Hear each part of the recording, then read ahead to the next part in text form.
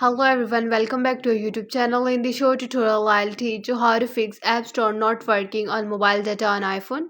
So let's get started the video without wasting any time. Solution 1. Turn on mobile data. For that, open the settings menu on your iOS device. In settings menu, tap on mobile services. Here turn on the toggle for mobile data.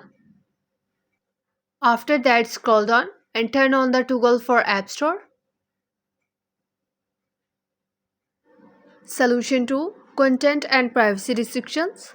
For that, open the settings menu on your iOS device.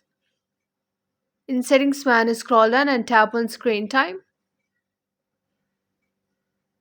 Then scroll all the way down and tap on content and privacy restrictions. Here turn on the toggle for content and privacy restrictions. Then scroll all the way down and tap on mobile data. Here select allow option for mobile data. Solution 3. Check date and time. For that, open the settings menu on your iOS device. In the settings menu, scroll down and tap on general. Then scroll down and tap on date and time.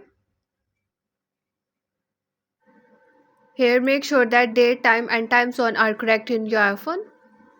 That's all for today's video. Like our video and subscribe to the channel. Thanks for watching the video.